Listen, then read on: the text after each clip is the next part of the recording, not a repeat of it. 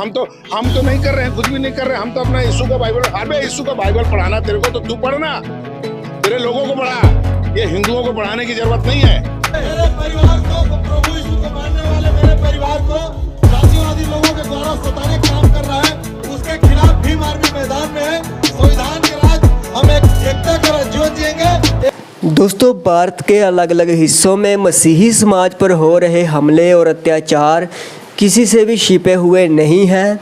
आए दिन खबरें सामने आती रहती हैं कि कहीं ना कहीं प्रार्थना सभा के ऊपर हमला हुआ है, कहीं मसीही परिवारों को धमकाया जा रहा है तो कहीं मसीही बहनों को शरेआम अपमानित किया जा रहा है। और इसी अन्याय के खिलाफ अब भीम आर्मी के प्रमुख वक्ता ने खुलकर आवाज़ उठाई है, वो भी मसीही लोगों के साथ खड़े होकर, जिसमें उन्होंने साफ कहा है कि जिस तरह जातिवाद ने समाज को बांटकर कमज़ोर किया, उसी तरह अब धर्म के नाम पर मसीही भाइयों और बहनों को डराने और सताने की कोशिशें की जा रही हैं। लेकिन ये खेल अब और नहीं चलने दिया जाएगा। और इसी की वीडियो क्लिप दोस्तों आइए पहले मैं आपको दिखाता हूं और फिर आगे इस बारे में बात करते हैं।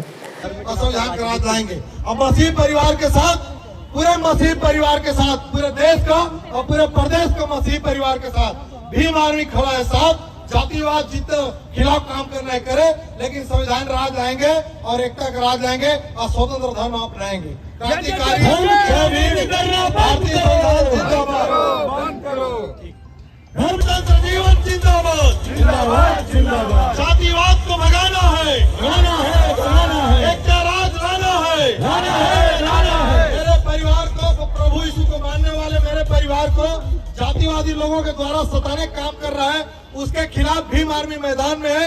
संविधान के राज हम एकता का जीवन जिएंगे, एकजुट होकर के जीवन जिएंगे, संविधान के साथ रहेंगे।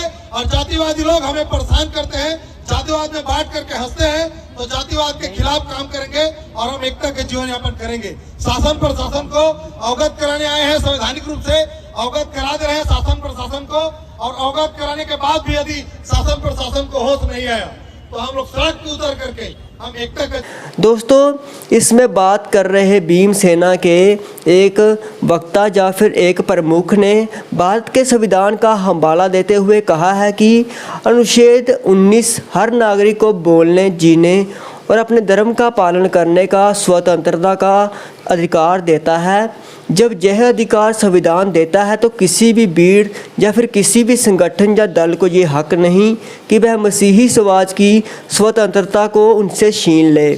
और उन्होंने यह भी आरोप लगाया है कि शासन और प्रशासन इस अन्याय के खिलाफ सख्त से सख्त कार्रवाई करने में विफल रही है। कई बार तो प्रशासन ने जातिवाद और धार्मिक उन्मादी ताकतों को संरक्षण भी दिया है, यानी कि इन दल वालों का बहुत बार साथ दिया है, जबकि निर्दोष मसीही परिवारों को परेशान किया गया है। और दोस्तों, भीम आर्मी ने यह ऐलान कर दिया है कि वह मसीही समाज के साथ उनके अधिकारों की रक्षा के लिए कंधे से कंधा मिलाकर खड़े रहेगी।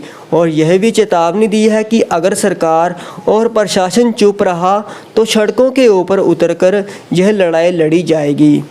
और अंत में उन्होंने कहा कि मसीही समाज का अपमान सिर्फ उनका ही अपमान नहीं बल्कि पूरे भारत देश के संविधान और लोकतंत्र का अपमान भी है।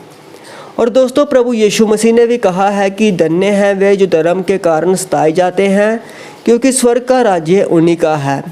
इसलिए मसीही समाज को डरना नहीं है, बल्कि शांति, प्रेम और एकता के साथ अपने अधिकारों के लिए खड़े रहना है।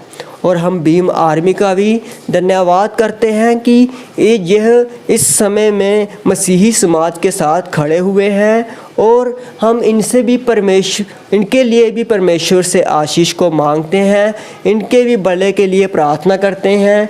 और साथ ही हमारे मसीही समाज को परमेश्वर की ओर से हिम्मत और ताकत मिले। और ये जो साथ देने वाले हमारे भीम आर्मी के भाई हैं, इनको भी परमेश्वर हिम्मत और ताकत दें, जिससे संविधान की रक्षा की जा सके, एक इंसान के, एक माइनॉरिटी के, एक अल्पसंख्यकों के अधिकारों की रक्षा की जा सके और देश में कानून व्यवस्था को सुधारा जा सके और देश में संविधान को एक अच्छा दर्जा दिया जाए, एक बेहतर और बेहतर बनाया जाए। तो दोस्तों आपका इस सब के बारे में क्या कहना है, आप हमें कमेंट सेक्शन में ज़रूर बताएं। परमेश्वर आप सभी को आशीष दे। जय मसीह की।